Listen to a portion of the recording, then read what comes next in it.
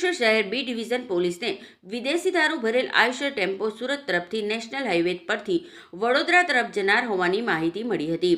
જે મળેલી માહિતીના આધારે બી ડિવિઝન પોલીસની ટીમે નેશનલ હાઈવે પર માંડવા ટોલ પ્લાઝા પાસે વોચ ગોઠવી હતી। દરમિયાન ટેમ્પો આવતા તેને રોકી તલાશી લેતા નાના મોટા એર બબલ્સના જથ્થાની આડમાં સંતાડેલો વિદેશી દારૂનો મોટો જથ્થો મળી આવ્યો હતો।